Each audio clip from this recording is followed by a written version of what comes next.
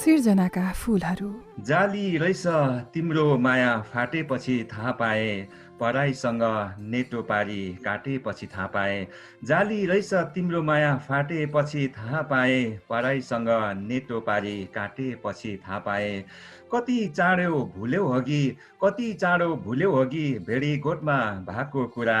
त्यो त झुट हो भन्दै, त्यो त झुट हो भन्दै अहिले ढाँटेपछि थाहा पाए। मेरै सामु परदेशीको सिन्दुरले रङ्गिएर, मेरै सामु परदेशीको सिन्दुरले रङ्गिएर विवाहको लगन गाँठो बाटेपछि थाहा पाए। दुवै मिली सजाएको पिरतीको फुलबारीमा पराईसँग तिमीले माया साटेपछि थाहा पाए। जाली रहेछ तिम्रो माया फाटेपछि थाहा पाए, पराईसँग नेटो पारी काटेपछि थाहा पाए, पराईसँग नेटो पारी काटेपछि थाहा पाए। मिठो गजलको शेरहरू सुन्दै हुनुहुन्थ्यो। रामजी घिमिरेको कलमबाट सृजित यही गजलको हरफहरू प्रस्तुत गर्दै यो हप्ताको कार्यक्रम सिर्जनाका फुलहरूको शुभारम्भ गर्न लागेको छु। र आजको सिर्जनाका फुलहरू अलिकति पृथक शैलीबाट रेकर्ड गरिएका छौँ। अहिले जुमको फेसन छ, जुममा हामीले रेकर्ड गरेका छौँ। र आज मेरो पाहुना चाहिँ 3जना हुनुहुन्छ। उहाँहरूसँग हामीले फेस टु फेस बसेर जुममा कार्यक्रम रेकर्ड गरेका छौँ। साहित्यकार जानु काम्बाङ बहिनी हुनुहुन्छ। उहाँको परिचय थुप्रै छ, म साहित्यकार मात्रै भन्न रुचाउँछु, अलिकति लामो चाहिँ पछि भनौँला। लिङ्गदेन बहिनी हुनुहुन्छ अक्सफोर्डमा, र उहाँले आज मुर्चुङ्गा पनि सायद ल्याउनु भएको होला, मुर्चुङ्गा बाजा पनि उहाँले बजाउने गर्नुहुन्छ। आज सायद उहाँले सुनाउनुहुन्छ होला। त्यसपछि हामी अक्सफोर्डबाट चाहिँ मेस्टोनतिर जानेछौँ। हाम्रो भाइ सेमन्त राई हुनुहुन्छ, एक्सक्युजीको सदस्य। उहाँसँग क्युजीमा हुँदा धेरै उठबस गरियो। गीत, गजल, मुक्तक र मिठो बाँसुरी बजाउनुहुन्छ। बाँसुरीको धुनहरू फेसबुकतिर तपाईँले सुनि पनि राख्नु भएको होला। अनि मेरो एकदमै प्यारो नम्बरी हुनुहुन्छ भरत लोहरुङ राई, गजल, मुक्तक अनि बाँसुरी मिठो बजाउनु हुनुहुन्छ। उहाँहरू प्रायः कार्यक्रममा सँगै हिँड्ने गर्नुहुन्छ। म अक्सफोर्डतिर जानेछु, हाम्रो जानु बहिनीसँग कुराकानी गरौँ। बहिनी, हजुरलाई नमस्ते। नमस्कार दाई। अनि भरतजी र सेमन्तजीलाई पनि नमस्कार। अनि लामो लकडाउन पछाडिको भेटमा न्यानो न्यानो अभिवादन भन्न चाहन्छु। त्यस्तै गरेर सेमन्त भाइलाई पनि नमस्कार। Thank you very much. नमस्कार भाइ। अनि सबैजनालाई मेरो पनि मेस्टोनबाट यो कार्यक्रमको एकदमै राम्रो उठान गर्नुभएको छ र यसबाट हामीले यसरी सहभागी हुन पाउँदाखेरि धेरै खुसी लागेको छ। अनि मेरो एकदमै ह्यान्डसम नम्बरी आज छट्टा टोपी पनि लाउनु भएको छ, तपाईँलाई पनि स्वागत छ। नमस्कार योगजी, हार्दिक धन्यवाद। जानुजी, सेमन्तजी, हजुरहरूलाई पनि नमस्कार, अभिवादन। साथै यो सिर्जनाका फुलहरू सुनेर बसिरहनु भएका सम्पूर्ण श्रोताहरूमा मेरो तर्फबाट हार्दिक अभिवादन। अब हाम्रो जानु बहिनीको पहिलो सिर्जनातर्फ लागौँ। आदरणीय श्रोताहरू, उहाँ पेसाले नर्स हुनुहुन्छ, तर प्रवासमा बसेर पनि साहित्य सृजना गरिराख्नु भएको छ। हाँस्दै पनि हुनुहुन्छ। लु, तपाईँको पहिलो सृजना हजुरबाटै सुरु गरौँ। Ladies first. Thank you so much दाई, उद्घाटनको लागि मलाई नै निम्त्याउनु भएकोमा धेरै धेरै धन्यवाद। मैले अहिले कविताहरू लेख्न छोडेको थुप्रै भइसक्यो, त्यही पनि यो एउटा कविता लेखेको, यो अलिक अहिले समसामयिक पनि छ जे होस्, त्यही भएर मैले यही पहिला वाचन गर्नु चाहेँ। अलिकति लामो छ कविता चाहिँ। कविताको शीर्षक छ अक्षरहरू। वर्तमान लेख्दैछु त्यहीँनेर म इतिहास पनि देख्दैछु, वर्तमान लेख्दैछु त्यहीँनेर म इतिहास पनि देख्दैछु, लाग्छ आज लेखेर सायद भोलि समेट्दैछु। बाङ्गो एउटा मेट्छु, टिङ्गो एउटा मेट्छु, धर्साहरू तान्छु दायाँ र बायाँ, अनि जोड्छु अक्षरहरू ढालिएका शालिकहरू जस्तै टुक्रा टुक्रा मनहरू बटुलेर। कतै मेटी हेर्छु, कतै समेटी हेर्छु, फेरि अनेकौँ राजनीतिक दलहरू जस्तै साना साना अङ्गहरू चोइटिएर जान खोज्छन्। कहीँ कतै ठुला ठुला दलहरू स्वार्थपूर्तिका निम्ति जोडिए जस्तै असुहाउँदिलो पाराले जोडिएर आउन खोज्छन्। लाग्छ अक्षरहरू पनि गुटबन्दी चाहन्छन्, लाग्छ अक्षरहरू पनि गुटबन्दी चाहन्छन्, नातावाद कृपावाद चाहन्छन् कि अक्षरहरूका पनि सन्तान दर सन्तान इष्टमित्र कुलकुटुम्ब र साथीभाइ हुन्छन्। म बुझ्दिन र हेर्छु, कतै खान नपाएर रोइरहेका हुन्छन् मेरा अक्षरहरू, कतै अरूलाई दमन गरेर रुवाइरहेका हुन्छन् मेरा अक्षरहरूले, कतै खितखिताउँदै मस्त हाँसिरहेका हुन्छन् मेरा अक्षरहरू, कतै कठोर र उग्र बनेर मेरै सपनाहरू लुटिरहेका हुन्छन् मेरा अक्षरहरूले। सुन्दर र सुन्दरताको त के कुरो, सुन्दर र सुन्दरताको त के कुरो, सृष्टिकै खेमाभित्र आन्दोलित छन् मेरा अक्षरहरू। म उठाउन चाहन्छु म उठाउन चाहन्छु ढलेको धरहरा भन्दा पनि छिटो उनीहरूलाई। उभ्याउन चाहन्छु विभेद बिनाको सुन्दर समाजमा, जहाँ कहिल्यै नढालुन् सन्ततिले पुर्खाहरूको चोदलौँ। कहिल्यै नमेटाओस् युगले कोरेका इतिहासका रक्तिम पाइलाहरू, फरफराइरहुन् वर्तमानका आभाहरू उचालेर आस्थाको हिमाल। मुस्कुराइरहुन् सदियौँ पुराना छायाहरू आफू हुनुको आभास दिलाउँदै। तर हथौडा र बाम्फक बोकेर कुद्छन् मेरा अक्षरहरू मेरै धैर्यताको पर्खाल भत्काउँदै। बन्दुक उचालेर ताक्छन् मेरै कन्सिरी सङ्गिनको तीखो धार देखाउँदै। कहिले ज्वालामुखी झैँ उर्लिन्छन् मेरै मनका भित्ताहरू कोपर्दै। म शान्ति खोजिरहेको हुन्छु, म शान्ति खोजिरहेको हुन्छु, उनीहरू विद्रोही बनिरहेका हुन्छन्। म विकास खोजिरहेको हुन्छु, उनीहरू विनाश रोजिरहेका हुन्छन्। म विनाश र विकास बीचको फरक बुझाइरहेको हुन्छु, उनीहरू सडक र चोकका शालिग भत्काइरहेका हुन्छन्। यसरी अक्षरहरूको आतङ्क मुनि म आफ्नै सृष्टि ढलेको हेरिरहेको हुन्छु। यसरी अक्षरहरूको आतङ्क मुनि म आफ्नै सृष्टि ढलेको हेरिरहेको हुन्छु। लय बिनाको गीत गाएर पालाम ख्याली र हाक पारेको लयहरू भाँचिरहेको हुन्छु। आधुनिकीकरणको ढोल पिटी पिटी माया पिरतीका भाकाहरूमा स्वार्थका भाकाहरू मिसाइरहेको हुन्छु। कति पनि धैर्य छैन मेरा अक्षरहरूमा, कति पनि धैर्य छैन मेरा अक्षरहरूमा। चिन्ता पटक्कै छैन सीमा विवादको, सरोकार छँदै छैन देश र जनताको। बरु हतारमा छन् उनीहरू शालिग बन्न, बरु हतारमा छन् उनीहरू शालिग बन्न। व्यस्त छन् अर्का एक थरी शालिगहरू फेरि ढल्न। जनता हात हातमा हतौडा बोकेर उभिरहेका छन् शालिगको फेदमा।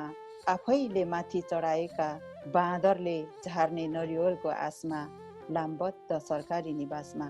मलाई भने कत्रो चिन्ता छ देशको सिमाना मिचिएकोमा, कत्रो दुःख मन छ जातीय दमन बढेकोमा। कति धेरै पीर छ ऐतिहासिक सम्पदाहरू भत्किरहेकामा। कति दुखी छु म बाढी पहिरोले गाउँ घर बगाइरहेकोमा। कति आहत छु म सलहले बाली नाली नष्ट गरिरहेकोमा। म सृष्टि म आमा, म सृष्टि म आमा यसरी दुखिरहेको बेला रामायणको बुङ उचालेर उभिरहेको होला भानुचोकमा एउटा आदि कवि शालिग अनुहारभरि इतिहासको लेप लगाएर। यता मेरा अक्षरहरू भने सेतो कागजको पानाबाट बर्खे झरीले मौलाएको पहिरो जस्तै बग्दै ओह्रालै ओह्रालो झर्छन् र रोकिन्छन् बाढी पहिरोले दर्प्याएका हुलका हुल ढुङ्गाहरू जस्तै डायरीको अन्तिम पानाको पुछारतिर। थाहा छैन मलाई मेरो वर्तमान कमजोर हो या इतिहास। प्रश्नहरू लकडाउनमा छन्, प्रश्नहरू लकडाउनमा छन्। बाहिर निस्कन अर्को एउटा युगले नयाँ इतिहास फेरि जन्माउनु पर्छ सायद। Thank you. बहिनीलाई पनि धेरै धेरै धन्यवाद। सृजनाका फुलहरू बिए बेसबाट सुन्दै हुनुहुन्छ, तर इनफ्याक्ट जुममा रेकर्ड गरेका छौँ। आजको बसाइ चाहिँ साहित्यिक बसाइ अनि साङ्गीतिक बसाइ पनि हुनेछ। नेक्स्ट मुर्चुङ्गा तयार पार्दै गर्नुहोला बहिनी, मुर्चुङ्गा हामी सुन्नेछौँ। अब हामी मेस्टोनतिर जानेछौँ। सेमन्त भाइ के सुनाऊ पहिला? धन्यवाद दाइ। मेरो चाहिँ आज यस्तो आइपुगेछ कि हाम्रो खेमराज गुरुङ भाइ सङ्खुवा सभा निवासी, अनि उहाँ चाहिँ राष्ट्रकै पनि एक गहना। मैले एउटा उहाँको सम्झनामा एउटा गजल लिएर आएको छु र मेरो आजको सृजनाको उद्घाटन चाहिँ गजलबाट हुन्छ। चम्कँदै थियौ चम्किलो तारा हरायौ किन, चम्कँदै थियौ चम्किलो तारा हरायौ किन, गाउँ बेसीमा रमाउँदै बेसरी करायौ किन। चम्कँदै थियौ चम्किलो तारा हरायौ किन, गाउँ बेसीमा रमाउँदै बेसरी करायौ किन। जमुनाको फेद र मनोकामनाको वरिपरि, जमुनाको फेद र मनोकामनाको वरिपरि, लोक भाकाको मिठो अनुभूत गरायौ किन। चम्कँदै थियौ चम्किलो तारा हरायौ किन। गाएर नचाउँथ्यौ गीत सङ्गीतको नसामा, गाएर नचाउँथ्यौ गीत सङ्गीतको नसामा, खराब हुन्छ शराब भन्न चाहिँ डरायौ किन। चम्किँदै थियौ चम्किलो तारा हरायौ किन। तिम्रा अनेकौँ सपनाहरू पुरा हुन नदी, तिम्रा अनेकौँ सपनाहरू पुरा हुन नदी, हे निष्ठुरी दैव उसैलाई मन परायौ किन। चम्कँदै थियौ चम्किलो तारा हरायौ किन। लैजानु थियो त धरतीका बोझहरू कयौँ थिए, लैजानु थियो त धरतीका बोझहरू कयौं थिए, ए यमराज उनैलाई लिन दूत हरायौ किन, चम्कँदै थियौ चम्किलो तारा हरायौ किन, गाउँ बेसीमा रमाउँदै त्यसरी करायौ किन। धन्यवाद। वाह वाह, एकदमै मिठो गजल सुनाउनु भयो। बढी चाहिँ कस्तो खालको गजल लेखिराख्नु भएको छ, प्रेमिल अथवा यस्तै गजलहरू?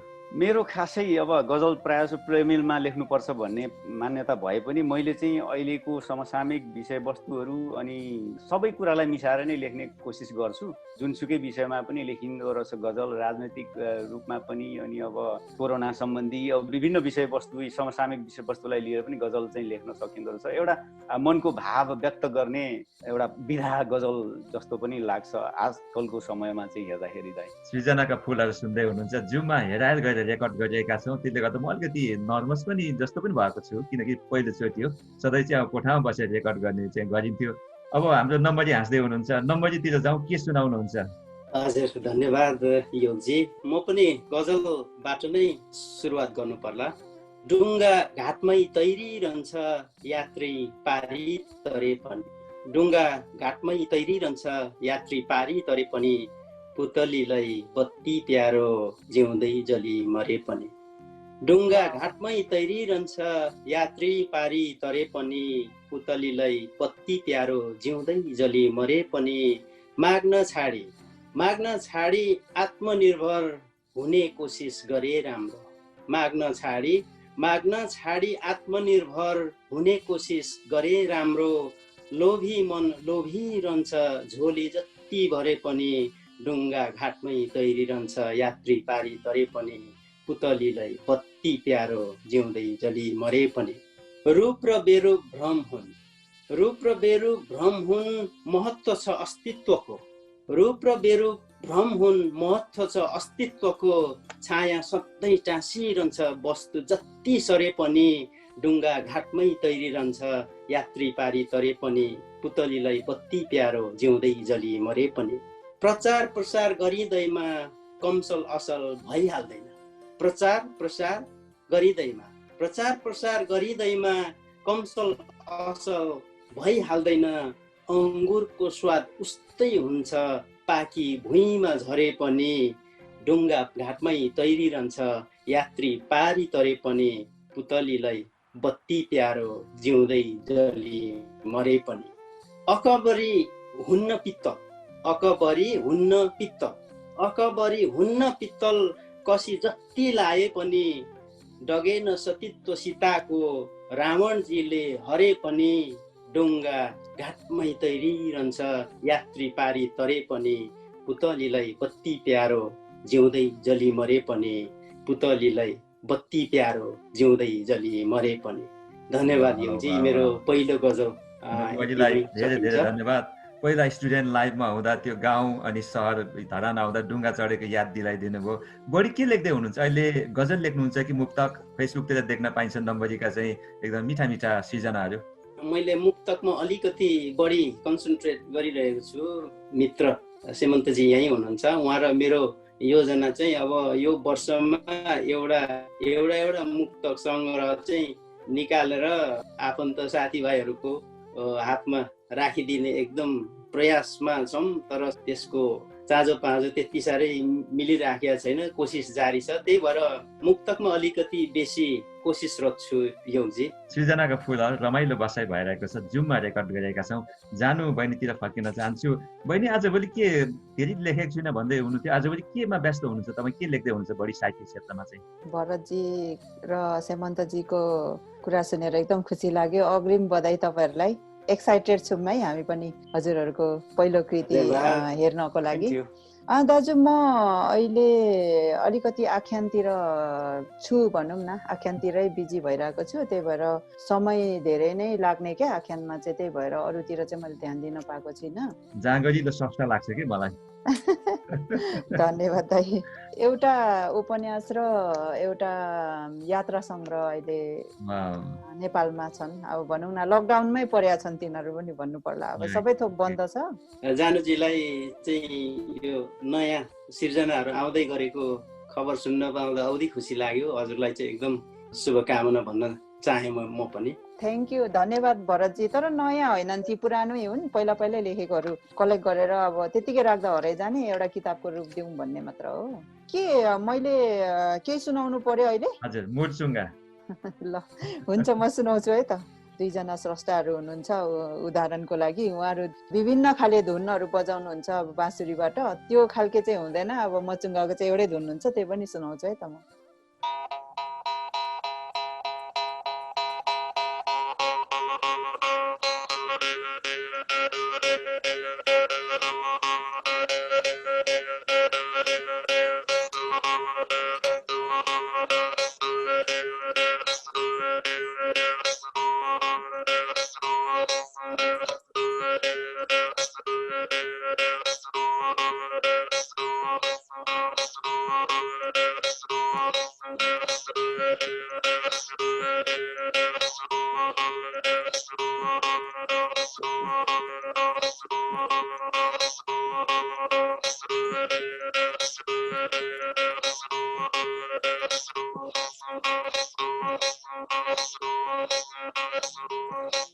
वाउ, धेरै धेरै थ्याङ्क धन्यवाद। यू।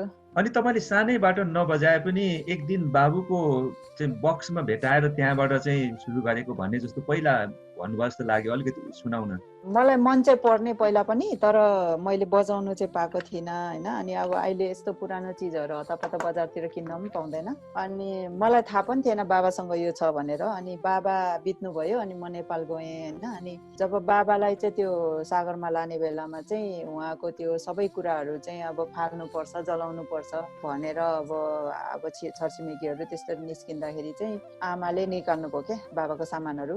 निकाल्दाखेरि चाहिँ यो मचुङ्गा चाहिँ भेटेँ क्या मैले त्यहाँ। अनि यहाँ यी यस्तो यस्तोहरू पनि छ भनेर आमाले निकाल्नु भयो। अनि मैले मचुङ्गा देखेपछि ला यो मचुङ्गा त मलाई मनपर्छ, बाबाको चिज म राख्छु भनेर मैले चाहिँ जलाउनु दिइनँ क्या, फाल्नु दिइनँ, राखेँ। अनि त्यस पछाडि बाबाको कोर बस्यौँ हामीले। बाबालाई अब सागरमा पुऱ्याएर फर्केपछि कोर बस्यौँ। अनि कोर बस्नु सुरु गऱ्यौँ। अनि त्यहाँ मैले बस्दाखेरि अल्छी लाग्यो, अनि बाबाको मचुङ्गा सम्झना आयो। अनि मैले निकालेर यत्तिकै कोर बस्दाखेरि भाइहरूको छेउमा अब हामी सबै बारीमा बसिरहेको बेलामा मैले यस्तो बजाइ हेरेको, बज्यो क्या आफै। अनि मैले त्यतिकै बजाउन थालेको। हजुर, थ्याङ्क यू भेरी मच। अब सेमन्त भाइतिर जान्छौँ। सृजनाका फुलहरू जुममा रेकर्ड गरेका छौँ।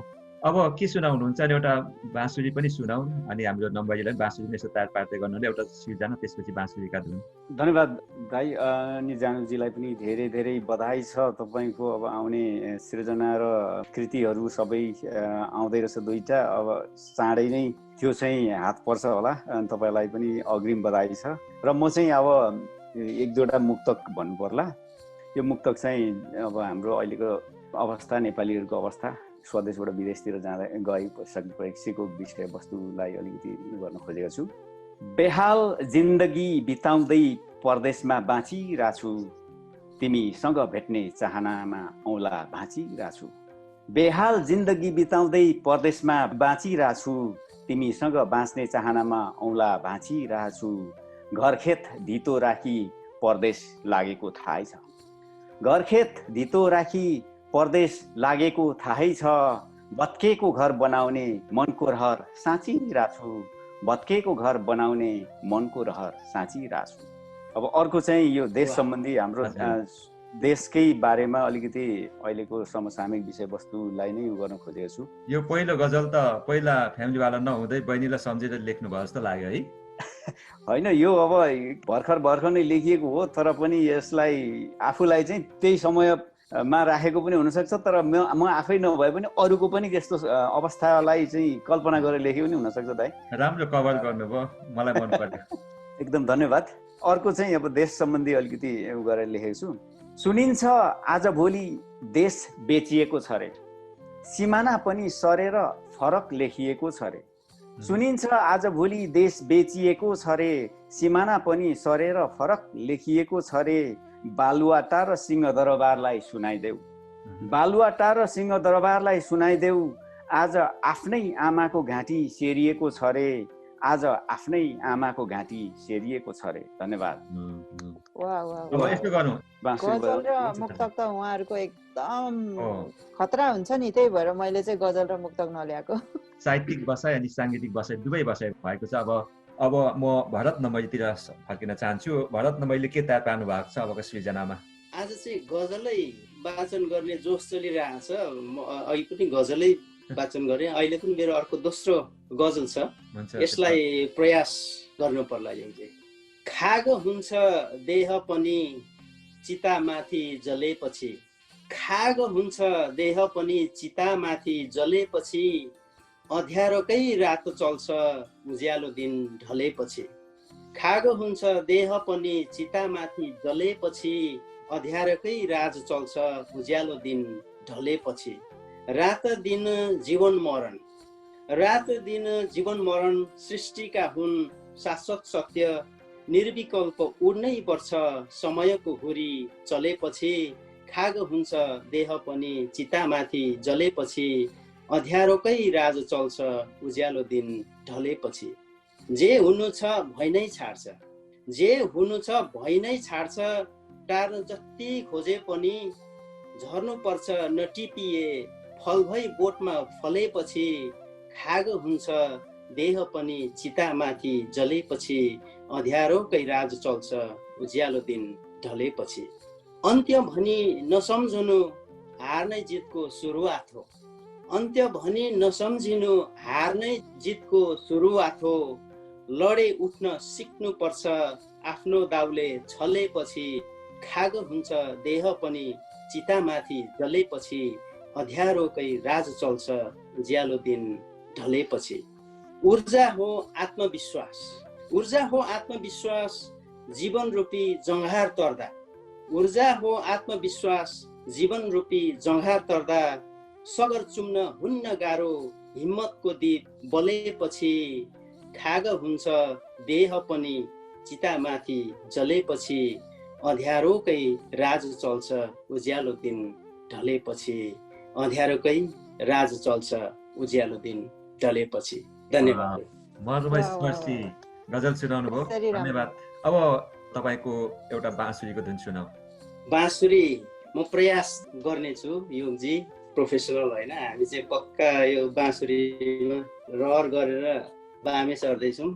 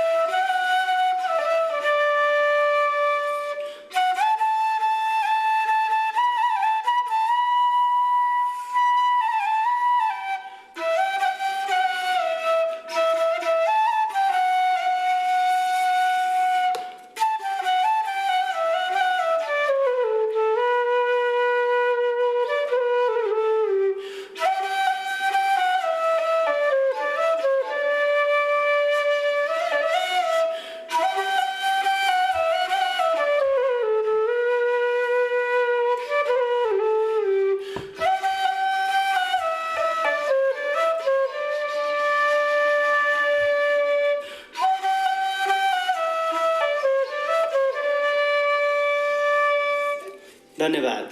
हजुर, सृजनाका फुलहरू सुन्दै हुनुहुन्छ। जुममा आज हामीले रेकर्ड गरेका छौँ। भर्खरै भरत नमैले मिठो गजल, त्यसपछि बाँसुरीको धुन सुनाउनु भयो।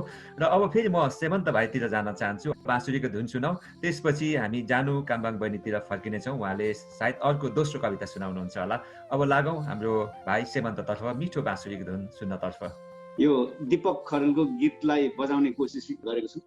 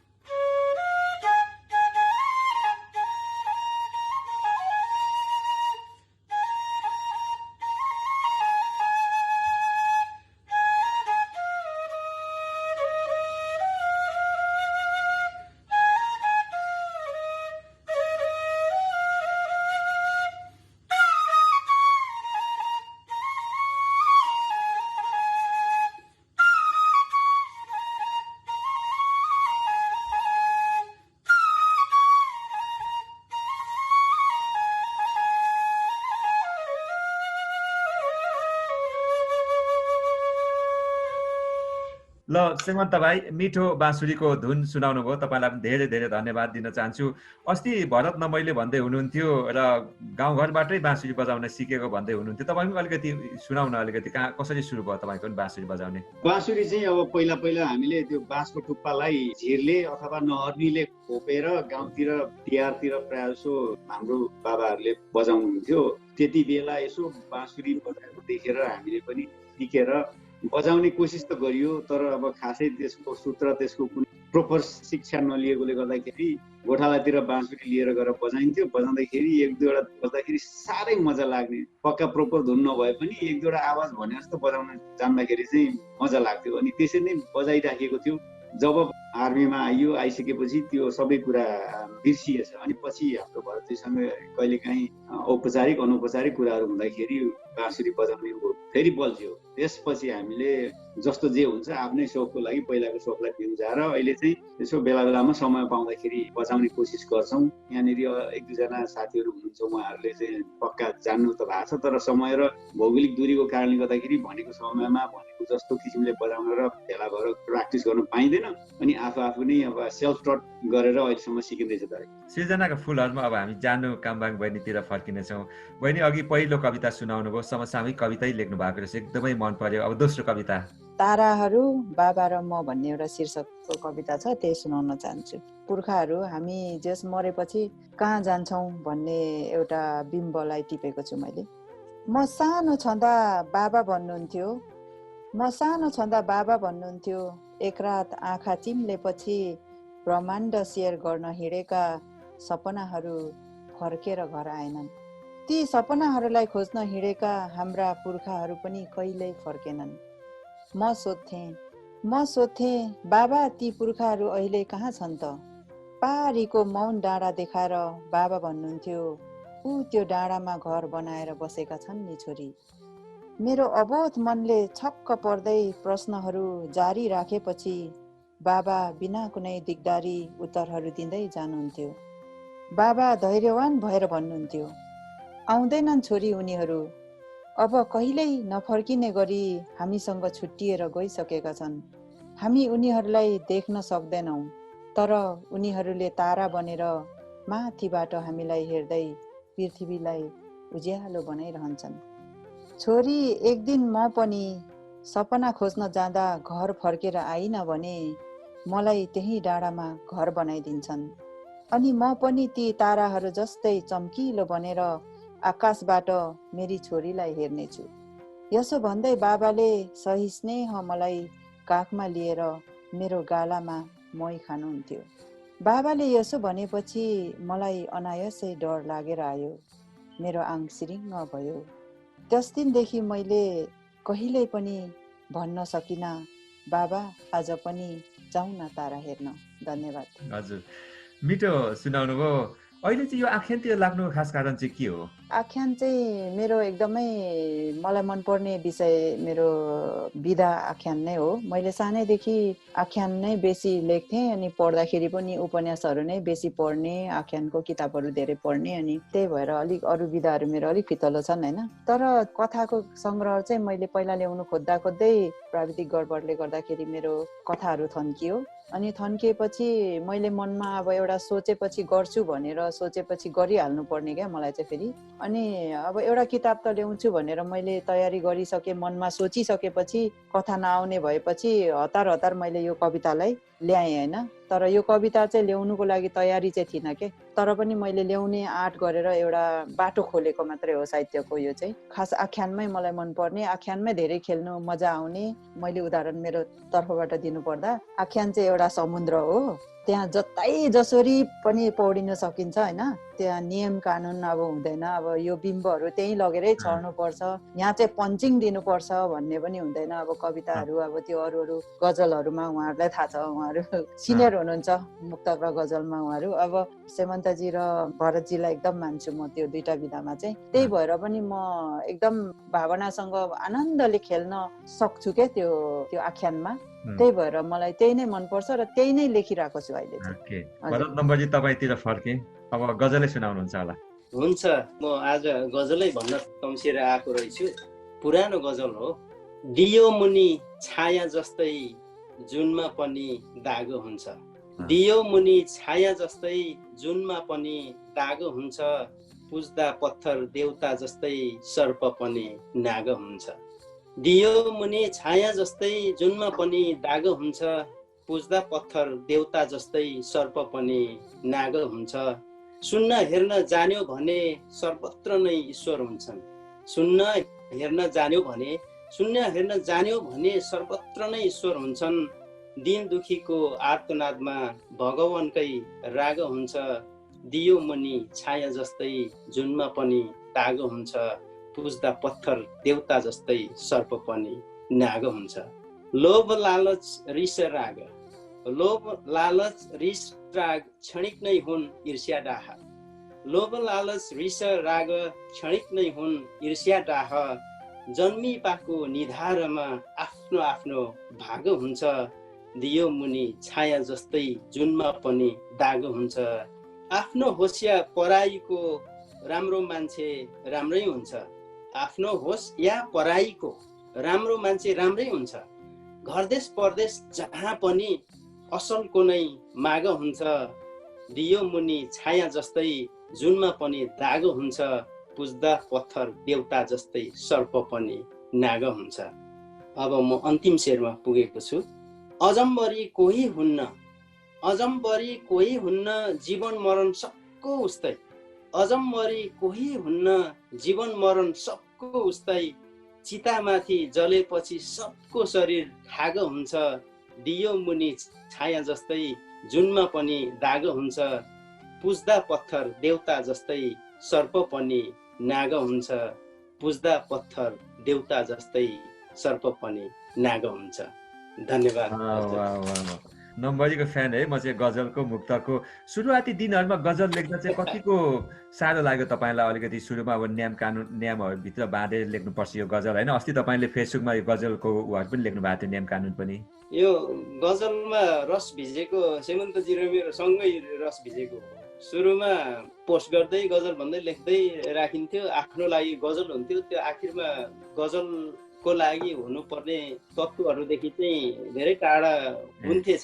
अनि पछि एक दुईजना अग्रजहरूले सुझाव दिने अनि त्यो सम्बन्धित सामग्रीहरू प्रोभाइड गर्नुभयो। त्यस पछाडि त्यो सामग्रीहरू हेर्दै जाने क्रममा जति बुझिएको छ, जति जानिएको छ, त्यो आधारमा मैले गजलको बारे गजल भनेर 2वटा लेखेका छु। सेमन्तजीले त झन् एउटा गजल यस्तो लेख्नु भएको छ जहाँ चाहिँ तपाईँको गजलको लागि तत्त्वहरूलाई चाहिँ एरोले देखाएर यो चाहिँ यो हो, यो मतला हो, यो मकता हो, यो चाहिँ रदीप हो, यो काफिया हो भनेर चाहिँ मजाले टाँस्नु भएको छ फेसबुक वालमा। नम्बरीलाई धेरै धेरै धन्यवाद। सेमन्त भाइ, अनि तपाईँतिर लागौँ। गजल सुन्नुभन्दा अगाडि चाहिँ तपाईँ चाहिँ किन यो गजलतिर लाग्नुभयो? यो गजलमा चाहिँ कस्तो लाग्यो भने मलाई एकदमै मजाले शिरबाट पाउसम्म हाम्रो भरजीले त्यहाँनिर एउटा गजलको चाहिँ पक्का गजललाई नै सिँगारेर चाहिँ गजल लेख्नु भएको छ।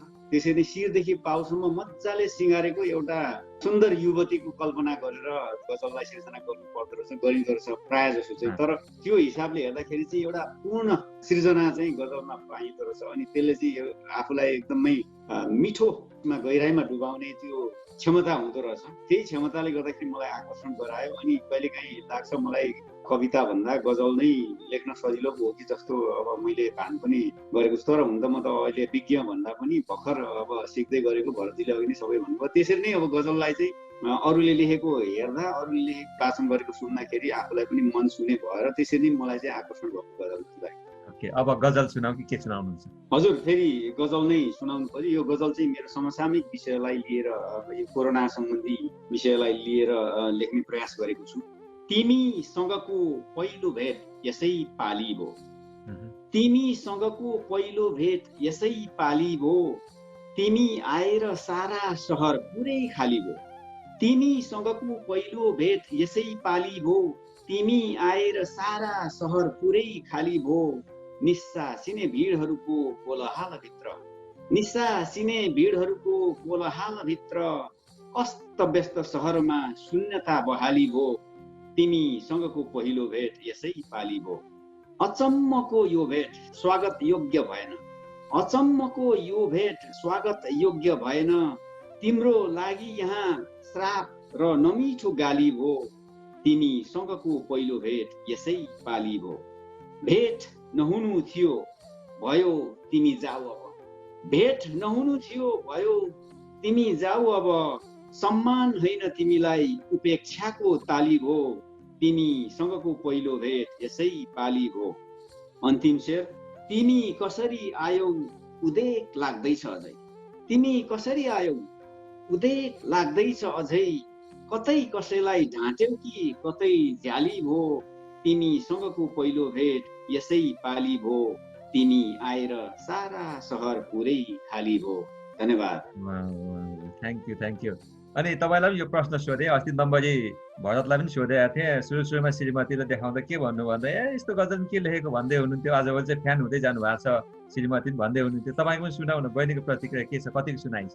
लेखिसकेपछि यो पहिलो श्रोता नै अब घरमा नै हुन्छ। अनि प्रायः जसो मेरो चाहिँ त्यही नै हुन्छ, मुक्त देखे पनि यो कस्तो छ भनेर एकचोटि चाहिँ सुन्न नचाहे पनि सुनाउने प्रयास गर्दा गर्दै अहिले त अब उनले पनि मुक्तकैहरू चाहिँ यसो लेख्ने प्रयास गर्छिन्। अनि अलिअलि मुक्तक पनि लेख्न थालेको छ। झन्डै अब 50-60 वटा जस्तो त कलेक्सन भइसकेको छ उसको पनि प्रभाव चाहिँ राम्रै परेको छ भाइ। अनि बहिनीलाई पनि तपाईँ त एकदमै लेख्ने मान्छे, अब काममा जानुहुन्छ, घरमा खाना पकाएपछि फेरि लेख्न बस्नुहुन्छ होला, श्रीमान चाहिँ के भन्नुहुन्छ? कतिको तपाईँको सृजनाहरू पढ्नुहुन्छ, कस्तो प्रतिक्रिया दिनुहुन्छ?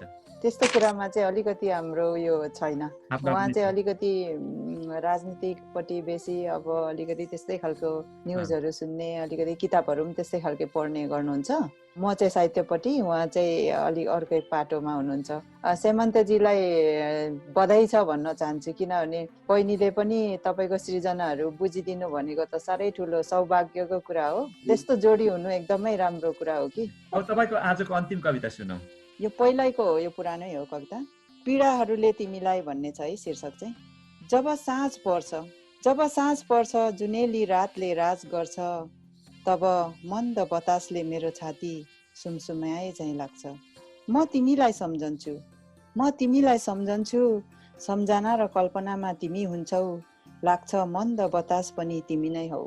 तर तिमीले यसरी महसुस गर्यौ गरेनौ, म भारी अन्योलमा छु, म भारी पीडामा छु। क्षितिज पारी भर्खरै अस्ताएको घाम अनि गोधुली साँझ, चरी बिचरीले बास बसेको र झ्याउकिरीले गुन्जयमान यिनै होहल्ला बीच मैले तिमीलाई गुमाएको भान भएको छ। म आफैलाई कतै एकान्तमा प्रश्न गर्न मन लागेको छ, तिमीलाई मलाई जस्तो एकान्तपनले छोएन। तिम्रो सम्झनामा मेरो मन रोए झैँ तिम्रो मन रोएन। तिमीसँगै सपनी र सपनीका रमाइला पलहरू, मायाको अथाह सागर अनि खुल्ला आकाशमा स्वतन्त्र पन्छी झैँ उडेका हामी, हर रातमा सपनी भएर झस्काइदिन्छ मलाई। कहिले नदीहरूले खेद्छन् मलाई, तर यो मनले आफैलाई सोधिरहेको छ आज, आफैलाई निचोरिरहेको छ आज, यो झस्काइले तिमीलाई छोयो कि छोएन। यो झस्काइले तिमीलाई छोयो कि छोएन, तिम्रो मन रोयो कि रोएन। यी छटपटीहरूले निद नपारेका रातहरू, कहीँ कतै बेवारिसे छोडिएको आफ्नै छाया झैँ कतै तिमीलाई आभास हुन्छ कि हुँदैन। यी पीडाहरूले तिमीलाई छुन्छ कि छुँदैन, यी पीडाहरूले तिमीलाई छुन्छ कि छुँदैन। धन्यवाद। बहिनीलाई धेरै धेरै धन्यवाद। नम्बरजी आज अब तपाईँको अन्तिम सृजना सुन्छौँ, त्यसपछि सेमन्त भाइको, त्यसपछि हामी छुट्टिन्छौँ आजको यो सृजनाका फुलहरूको चौतारीबाट। मिठो कविता जानुजी, मजा आयो। Thank you. अब चाहिँ म गजल अलिक धेरै भने क्या र अब म मुक्तक भन्छु। 3वटा मुक्तक छ, 3वटा मुक्तक वाचन गरौँ। पहिलो मुक्तक, उस्तै छु म अहिले पनि हेर्ने नजर बदलियो कि, उस्तै छु म अहिले पनि हेर्ने नजर बदलियो कि, टुट्दैन यो बाचा भन्थ्यौ हिउँ जस्तै पग्लियो कि। उस्तै छु म अहिले पनि हेर्ने नजर बदलियो कि, टुट्दैन यो बाचा भन्थ्यौ हिउँ जस्तै पग्लियो कि। खस्ता तिमी माथि तान्थे, टाढा जाँदा साथै लान्थे, संसार होचो देख्ने गरी उचाइ तिम्रो अग्लियो कि, संसार होचो देख्ने गरी उचाइ तिम्रो अग्लियो कि। मेरो पहिलो मुक्तक। अब दोस्रो मुक्तक छ, शीतो बन्यो जुनको आँसु तारा खस्दा रोएपछि, शीतो बन्यो जुनको आँसु तारा खस्दा रोएपछि, चाँदी जस्तै चम्क्यो हिमाल त्यही शीतलले धोएपछि, बैसा हुँदा गुलियो मिठो राम्रो रातो हो कि साँच्चै, बैसा हुँदा गुलियो मिठो राम्रो रातो हो कि साँच्चै, ऐनाले नि ढाँट्छ क्या र बुढेसकालले छोएपछि, ऐनाले नि ढाँट्छ क्या र बुढेसकालले छोएपछि। साँच्चै त्यस्तै हुन्छ त होइन। अहिले अनुहार हेऱ्यो भने आफ्नो अनुहार कस्तो कुरूप लाग्छ है, सत्य कुरा लेख्नुभयो तपाईँले। यो मुक्तक मैले सेमन्तजी र मेरो हाम्रो एकजना अर्को साथी पहिला कलेज पढ्दा ताकाको एउटा फोटो देखेपछि फुरेको मुक्तक हो। यो निकै दिन भयो मैले टाँचेर राखेको, आज सेमन्तजीलाई नै सुनाउनु पाउँदा खुसी लागेको छ। अब तेस्रो अन्तिम मुक्तक सुनाउन मैले। हजुर, मेरो तेस्रो तथा अन्तिम मुक्तक, अनुहारमा लागेको छ दाग ऐना पुछेर कहाँ हुन्छ, अनुहारमा लागेको छ दाग ऐना पुछेर कहाँ हुन्छ, बासी भइसकेको छ भात दहीमा मुछेर कहाँ हुन्छ, अनुहारमा लागेको छ दाग ऐना पुछेर कहाँ हुन्छ, बासी भइसकेको छ भात दहीमा मुछेर कहाँ हुन्छ, समयमा बुद्धि नपुर्याई अझ डोकोमा दुध दुहुन्छौ, समयमा बुद्धि नपुर्याई अझ डोकोमा दुध दोन्छौ, आमाको दुध छोडी बाउको घुँडा चुसेर कहाँ हुन्छ, आमाको दुध छोडी बाउको घुँडा चुसेर कहाँ हुन्छ। यो चाहिँ मैले एउटा डोको दुध दुँदै गरेको फोटो देखेको थिएँ फेसबुकमा, अनि त्यसलाई देखेपछि फुरेको कविता हो। यो कसैलाई चाहिँ व्यङ्ग्य हान्न खोजेको पनि होइन, केही पनि होइन भन्न चाहन्छु हजुर। धन्यवाद। नम्बरीको त्यो फेसबुक चाहिँ हेरिन्छ कि तपाईँले सबै विधालाई चाहिँ गजल र यो मुक्तकमा ढालिराख्नु भएको छ कि म एकदमै खुसी लाग्छ, प्राउड पनि लाग्छ। अब सेमन्त भाइ हजुरको आजको अन्तिम सृजना सुनाऊ। हजुर, म चाहिँ अब समय कतिको छ, मैले एउटा गजल र एउटा मुक्तक भन्नु पर्ला भन्ने। ओके, हुन्छ। गजल नै पहिला भन्नु पर्यो। गजल चाहिँ आफ्नै जिन्दगीलाई अनुभव गरेर लेखेको गजल सुनाउन चाहन्छु। जिउन कति मुस्किल छ जिएर त हेर, जिउन कति मुस्किल छ जिएर त हेर, जिन्दगी थोरै फाटेको छ सिएर त हेर। जिउन कति मुस्किल छ जिएर त हेर, जिन्दगी थोरै फाटेको छ सिएर त हेर। कलेजो जोगाउन कति गाह्रो भयो मलाई, कलेजो जोगाउन कति गाह्रो भयो मलाई, व्यथा थाहा पाउन आफै पिएर त हेर। जिउन कति मुस्किल छ जिएर त हेर, अरूको दुःखमा तिम्रो हृदय रुन्छ भने, अरूको दुःखमा तिम्रो हृदय रुन्छ भने, धनको सट्टा थोरै माया दिएर त हेर। जिउन कति मुस्किल छ जिएर त हेर, साँझसँगै दिन ढल्कन्छ तर तिमी उस्तै, साँझसँगै दिन ढल्कन्छ तर तिमी उस्तै, समयसँग थोरै बदलिएर त हेर। जिउन कति मुस्किल छ जिएर त हेर। अन्तिम शेर, प्रेम वियोगको पीडा भोगेको छैन भन्छौ, प्रेम वियोगको पीडा भोगेको छैन भन्छौ, माया दि थोरै आफै रित्तिएर त हेर। जिउन कति मुस्किल छ जिएर त हेर, जिन्दगी थोरै फाटेको छ सिएर त हेर। वाह, घायलै बनाउनु यो गजलले त। वाह वाह वाह वाह। अरूले चाहिँ मुटु जोगाउन गाह्रो छ भनेको सुन्छु, तपाईँले चाहिँ आज कलेजो जोगाउन गाह्रो छ भन्नुभयो। एउटा नौलो पाउनु पो सुनियो त। एकदम राम्रो। पिउँदाखेरि कलेजोलाई इफेक्ट पार्ने भएर मैले चाहिँ त्यतातिर लाग्यो। Thank you very much. दुईजना आँसु कविहरू हुनुहुन्छ उहाँहरू, दुईजना जोडी फेसबुकमा देखिन्छ उहाँहरूको। अब मुक्तक सुनाऊ। अब चाहिँ लास्ट एउटा मेरो मुक्तक, यो मुक्तक चाहिँ प्राय हामी अब परदेशीले कारण म आफैले पनि परदेशमा बसेर यो किसिमको चाहिँ भोगिराखेको छु। यसैलाई अलिकति चित्रण गर्न कोसिस गरेको छु। रोजगारी नपाएर विदेश जाने साहस आयो, राम्रो तलब र सुविधाको पनि ढाडस आयो। रोजगारी नपाएर विदेश जाने साहस आयो, राम्रो तलब र सुविधाको पनि ढाडस आयो। उड्यो जहाज सुन्दर सपनाहरूको आकाशमा, उड्यो जहाज सुन्दर सपनाहरूको आकाशमा, कति फर्के रमाउँदै कसैको रातो बाकस आयो, कति फर्के रमाउँदै कसैको रातो बाकस आयो। धन्यवाद। वाह, thank you thank you thank you. सृजनाका फुलहरूको हामी अन्तिम तर् आइपुगेसँग मैजरा गर्ने बेला आएको छ। म त जानुभयो नि, थ्याङ्क यू भेरी मच, समय दिनुभयो, मुचुङ्गाको मिठो धुन पनि सुनाउनु भयो, कविता सुनाउनु भयो। अन्तमा के भन्नुहुन्छ? धेरै धेरै धन्यवाद दाइ, सम्पूर्ण बिएबीएस टिमलाई। अब बिएबीएस टिमले हामीलाई एकदमै सपोर्ट गर्नुभएको छ, हामी एउटा रहर गर्नेहरूलाई। यहीँबाट सम्झिन चाहन्छु हाम्रो यमरूपा दाजु, यमरूपा गुरुङ दाई, अनि कैलाश भाइ, निमा सेलियर दिदी, उहाँहरूले पनि गीतहरू मगाउनुहुन्छ। अब बिमला मोक्तान दिदी, अब शिवकुमारी दिदीहरू, उहाँहरूले पनि गीतहरू मगाइदिनुहुन्छ। उहाँहरू एकदमै हाम्रो ब्याक सपोर्टर हुनुहुन्छ। उहाँहरूलाई धेरै धेरै धन्यवाद। अनि सम्पूर्ण बिएबीएस टिमलाई धन्यवाद दिन चाहन्छु। अनि संसारभरि यो सृजनाका फुलहरू सुनेर बस्नुहुने सबैलाई सुरक्षित रहनुहोस्, अनि एकदमै न्यानो न्यानो अभिवादन। अनि भरतजी र सेमन्तजीलाई पनि एकदमै धन्यवाद। अनि एकदम खुसी लाग्यो, आज एकदम नौलो खालको एउटा अनुभव भयो मलाई पनि। यसरी प्रत्यक्ष हामीले सृजनाका फुलहरूलाई हाम्रो सृजनाहरू दिन पाउँदा एकदम खुसी लाग्यो। अनि होस्ट गर्नुहुने हाम्रो योगराज दाईलाई धेरै धेरै धन्यवाद भन्न चाहन्छु। धन्यवाद बहिनी, यस भाग्यमानी हुनु होला। नम्बरी अनि अन्तमा के भन्नुहुन्छ? धन्यवाद, हामीलाई यसरी मौका दिनु भयो, हाम्रो सृजनाहरू वाचन गरेर श्रोताहरू समक्ष सुनाउने मौका मिलाइदिनु भयो। साथै सम्पूर्ण बिएबीएस सुनेर यो सिर्जनाका फुलहरू सुनेर माया गर्नुहुने सिर्जना प्रेमी श्रोताहरूलाई धन्यवाद, नमस्कार। मेरो प्रिय मित्र सेमन्तजी अनि हाम्रो अग्रज साहित्यकार जानुजीसँग आज यो प्रत्यक्ष जुममा रचनाहरू वाचन गर्ने मौका पाउँदाखेरि मजा आयो, रमाइलो भयो, खुसी छु। धन्यवाद योगजी। हजुर, अनि सेमन्त भाइ अन्तमा के भन्नुहुन्छ?